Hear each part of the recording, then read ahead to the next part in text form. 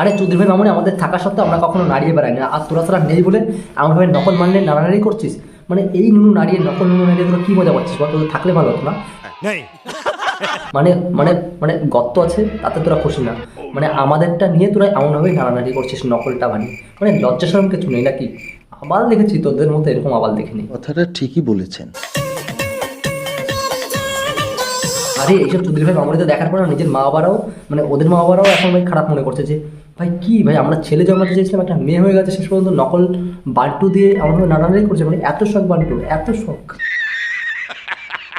খারাপ বন্ধুদের মধ্যে ভালো থাকা যে কি কঠিন সেটা আমি আজকে বুঝতে পারছি। আরে চৌধুরী ভাই মামুনি এমন ভাব করছিস মনে হচ্ছে তোর বন্ধুরা বেশি খারাপ আর তুই শালা সত্যি।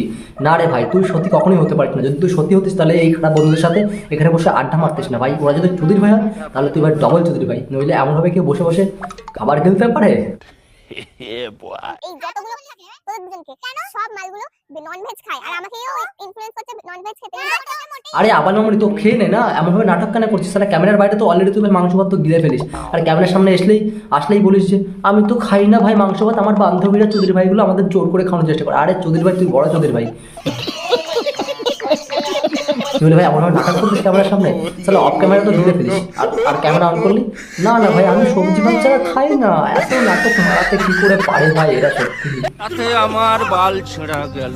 আজকে সকাল থেকে না চন্দনের মুডটা একটু অফ হয়ে আছে। ও তাই নাকি দাদা? তাহলে এক কাজ করো না, চন্দ্রেনের একটু মুডটা ভালো করে দাও, কিছু দামি দামি জিনিস কিনে দাও, দিলেই ভাই মুডটা ভালো হয়ে যাবে। কারণ তোমার তো গার্লফ্রেন্ড তো আবার খুব স্ট্যান্ডার্ড লোক ভাই, শপিং করালেই ভাই মুড ভালো হয়ে যায়। মানে শপিং এর বাহার ভাই, ফ্যাক্টরি। মুড ঠিক করার জন্য আমি একটা সারপ্রাইজের প্ল্যানিংও করেছি। তো ফার্স্টে আসলাম একটা সফটওয়্যার স্টোরে, কারণ একটা গার্লফ্রেন্ড জুটেছো না তোমার ভাগ্যে, এমন একটা মালকে জুটেছো যে কিনা ভাই তুমি সারা দোকান যদি ধরে দাও তাও বলবে ভাই আমার আরো একটু কিছু হলে ভালো হতো।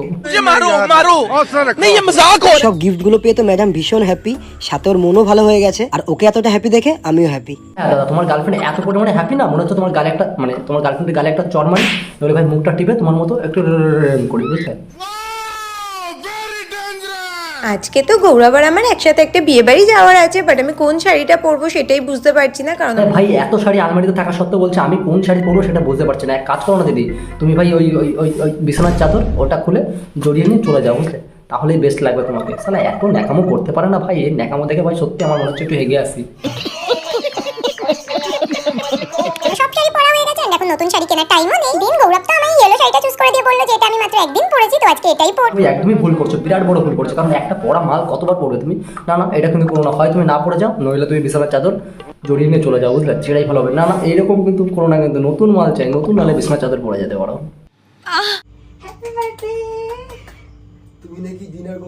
Happy birthday. সালা নাটকের একটা সীমা থাকে। একটা কাজ করো দাদা, তুমি তোমার গার্লফ্রেন্ডকে ডিনার না করিয়ে একটু ফিডারে বসে একটু দুধ খাইয়ে নিস, সেটা বড় একটু ভালো হবে, বুঝলে? কারণ এইভাবে যেভাবে নাটক করছে হ্যাপি বার্থডে, মনে হচ্ছে সারা 10 বছরের সারা বাচ্চা ভাই, দুধ খায় এখনো ফিডারে দুধ খায়, আর এই কিনা বার্থডে করতেছে এখানে।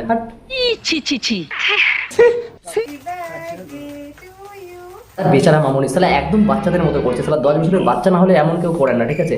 আর দাদা তুমি এই মালটাকে বিয়ে করে খুবই ভুল করেছো, কারণ তুমি একটা বাচ্চাকে বিয়ে করেছো শেষ পর্যন্ত। হ্যাঁ এইভাবে বাচ্চাদের মতন ভাব করছে, আর শেষ পর্যন্ত বাচ্চাকে 10 বছরের বাচ্চাকে বিয়ে করলে।